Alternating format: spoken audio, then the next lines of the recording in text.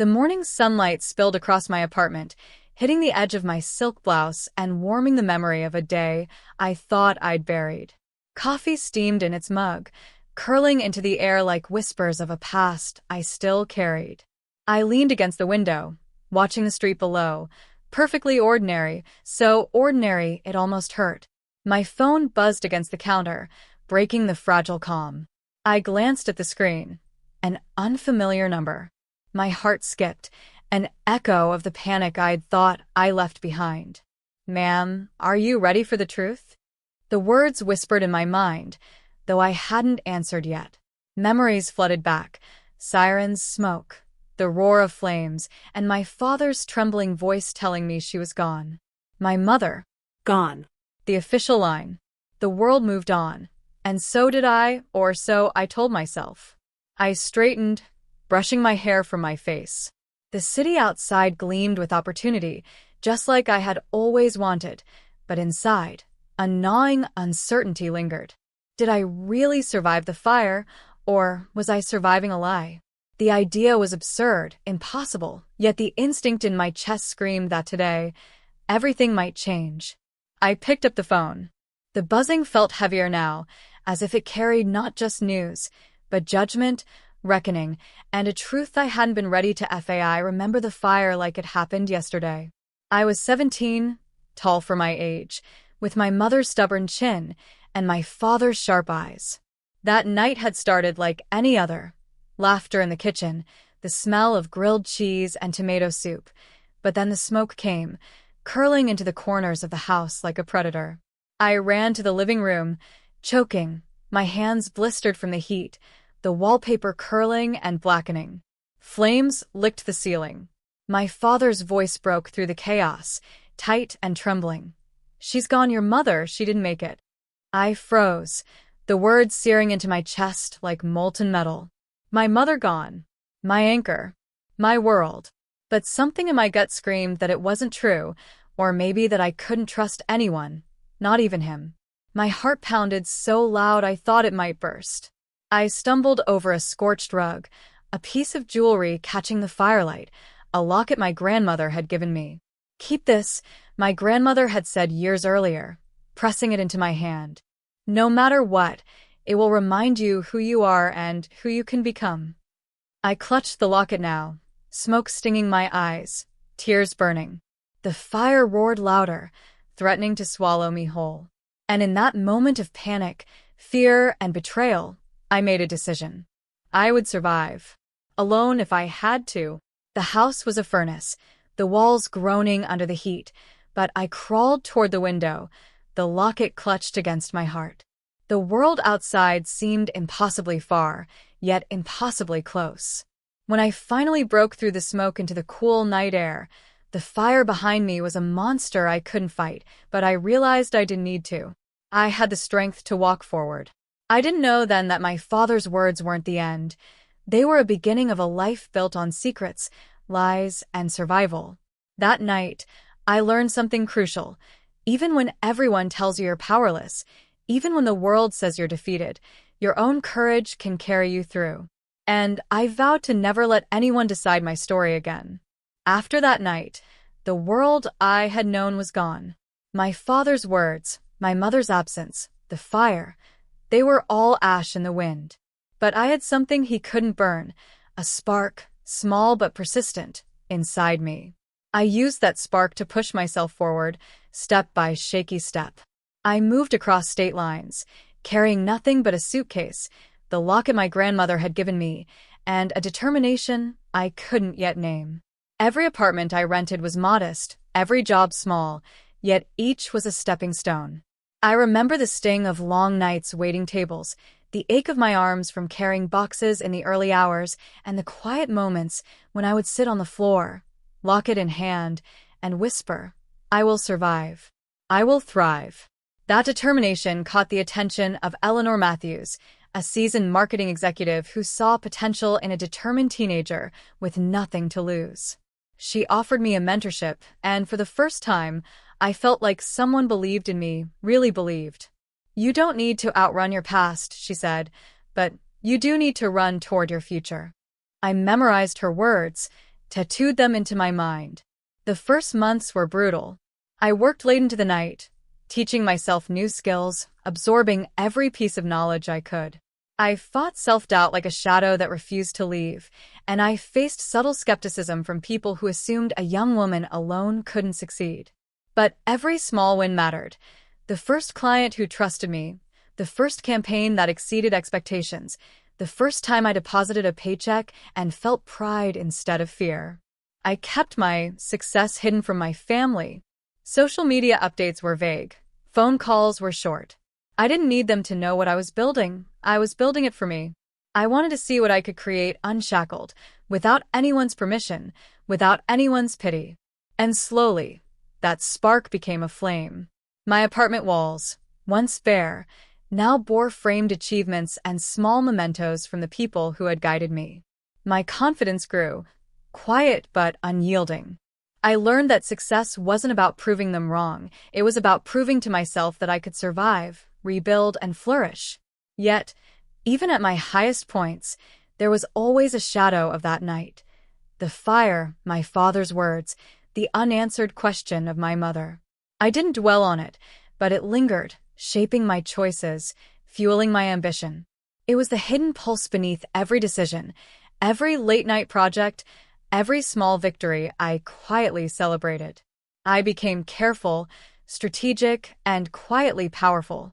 The woman I was turning into was no longer the scared teenager who had run through flames. She was deliberate, resilient, and ready to face truths that no one else could handle. And though I didn't yet know it, the day would come when the truth would demand my attention, and I would have the strength, the clarity, and the power to confront it head-on. The knock at my door startled me more than I expected. My carefully constructed world, quiet, controlled, private, was about to collide with a past I thought I had safely locked away. I opened the door to find two familiar faces, my father, pale and stiff, and my sister, eyes wide, almost afraid. Behind them, a police officer lingered, hesitant, as if he too were unsure how much truth I could handle. I gestured them inside. My apartment was unassuming yet elegant, a reflection of the life I had quietly built. Expensive art adorned the walls, mementos of my travels, and carefully curated photographs of milestones they hadn't witnessed. Every detail whispered a story of independence, resilience, and triumph. My father's gaze swept the room, lingering on the modern desk with awards I had won, the sleek shelves lined with contracts, and the subtle luxury that signaled financial security. He looked around as if expecting a mistake, a flaw, a sign that I hadn't survived. But there was nothing to see, only the woman I had fought to become. I motioned for them to sit. Silence stretched, thick and uncomfortable, punctuated only by the faint hum of the city outside. My father's lips pressed into a thin line. My sister fiddled with her bracelet, avoiding eye contact. Finally, I spoke. My voice was calm, measured, but carried an edge of authority they hadn't heard before. "Do you remember that night?" I began, letting the weight of the question hang. The fire, the chaos, the words that told me I had lost the most important person in my life. My father swallowed, his throat tight. My sister's eyes flicked to the locket around my neck, her fingers unconsciously brushing at the chain. I survived. I continued. I survived because I refused to believe that story was the end. And I thrived because no one decides my fate but me. I let my gaze sweep the room again, ensuring they took in every piece of evidence. The signed contracts on my desk, the framed letters of recommendation, the investment portfolios stacked neatly in a corner. "This," I said, my hand gesturing subtly, "is the life I built from the ashes. Every dollar, every achievement, every step earned on my own terms." My father's face paled further. I could see the shame creeping in, the realization that the narrative he had controlled, about my mother, about me, was crumbling in front of him. My sister's mouth opened and closed, words failing her. The officer, standing quietly to the side, finally stepped forward. "Ma'am," he said, almost in a whisper, "we came to confirm something, but it seems you already know the truth." I nodded slightly. I know, I replied, my voice steady. I know more than you think. The fire didn't take my mother, and it didn't take me. Their silence spoke louder than any apology. I let it linger. The truth had landed, and they were forced to absorb it. Shock, guilt, disbelief, all of it played across their faces. And in that moment, I realized something vital. The power wasn't in what I had survived, it was in what I had built afterward. I allowed a small, almost imperceptible smile. This wasn't revenge. This was recognition, mine first and foremost. I had faced fire, betrayal, and loss, and emerged not broken, but unbreakable. The room pulsed with tension, but I felt nothing but clarity. The stage was set for the next chapter, one where I dictated the terms, one where I decided what their presence in my life would mean. After the silence settled, I felt the shift. The room no longer held the past, it held the present, and I was in control. My father's eyes, usually sharp with authority, now darted nervously.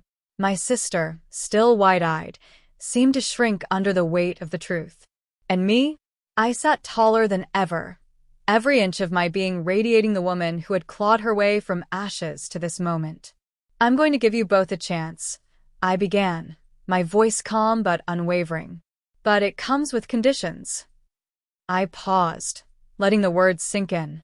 The officer shifted, subtly giving me space to hold the power that was rightfully mine. First, I said, you have to acknowledge your mistakes. My father, the lies you told about Mom, those don't get swept under the rug. You will face them, and you will own them. No excuses. No rationalizations. His jaw tightened, but I could see the first flicker of understanding, or maybe fear, creep into his eyes. Second, you will pursue growth, I continued. Not for me, not for appearances, but for yourselves. Toxic habits, grudges, and blame, they stop here. If you choose to be part of my life moving forward, you will make tangible changes. Therapy, honest conversations, actions that reflect self-respect. No shortcuts. My sister's hands clenched her knees, and I knew she recognized the gravity of what I was saying. Third, I added, softer but firm, I will not compromise my peace. Visits, calls, interactions, they must respect boundaries. I am no longer a child you control, a woman waiting for approval, or a shadow in your world. I will engage with love and compassion, but only if respect is given in return. I looked at them both, really looked, and I saw what had never been there before: humility, a hint of remorse, and maybe even the first stirrings of accountability. They had expected a broken girl, an apology-ready daughter. Instead, they were faced with the full measure of my strength, the result of years of silent struggle and quiet victories. I leaned forward slightly, the locket around my neck catching the light. Remember this, I said. I survived fire. I survived lies. And I built a life they said I couldn't. You don't get to undo that, and you don't get to dictate how I live now. You can choose to change, or you can step aside. The choice is yours, but know this: I will always survive, even if you refuse to grow. The officer cleared his throat gently, reminding them of the legal truth behind some of the secrets, but I barely noticed. My power didn't come from the law. It came from resilience, courage, and the life I had forged from pain. As they sat in stunned silence, I felt a weight lift, a strange mix of triumph and clarity. I wasn't punishing them. I was setting the rules of engagement for a new reality. They could participate, they could change, or they could leave. But nothing from the past would ever hold me down again. And in that room, I realized the most important lesson of all: surviving fire is not enough. Thriving after it on your own terms is what makes you unstoppable. Weeks passed, and the changes were subtle but undeniable. My father enrolled in therapy, his stubbornness softened by the weight of truth and reflection. My sister started volunteering, building confidence and empathy in ways she had never learned at home. They were not perfect, but for the first time, they were moving forward, not backward. I watched them from my apartment one afternoon, sunlight spilling across my desk as I sipped tea. The locket rested against my chest, warm and comforting. It had been my anchor through smoke, fire, and fear, and now it reminded me of how far I had come. The woman in the mirror was unrecognizable from the girl who had crawled through flames all those years ago. Strong, resilient, unapologetically herself. I reflected on the journey, the terror of that night, the lies, the isolation, the nights I worked until my fingers bled, the mentors who guided me, and the victories that no one witnessed but me. Every scar, every sleepless night, every moment of doubt had been a stepping stone to this clarity, this peace. And in that peace, I found something unexpected. Forgiveness, not for them, but for me. For surviving without certainty, for thriving when no one believed I could, and for reclaiming the narrative that had once been stolen. I didn't need their approval. I had my own. I held the locket up, the light catching its edges, and smiled. It had traveled with me from the fire, through every setback, and into the life I had painstakingly built. It wasn't just a piece of jewelry. It was a symbol of courage, of survival, and of the relentless pursuit of truth. That night, I locked the apartment door behind me and stepped onto the balcony. The city stretched endlessly below, a vast canvas of opportunity, noise, and life. I inhaled deeply, the cool evening air filling my lungs, carrying away the final echoes of fear and doubt. I was ready for anything now. I whispered to myself, a final affirmation of the journey. I survived the fire. I survived the lies. And now I live on my terms. The words rolled off my tongue, smooth, confident, and true. They were not just a declaration, they were a promise. And in that moment, I understood the ultimate truth. Survival is the first step, but embracing your power, reclaiming your life, and standing tall in your own story, that is freedom. That is grace.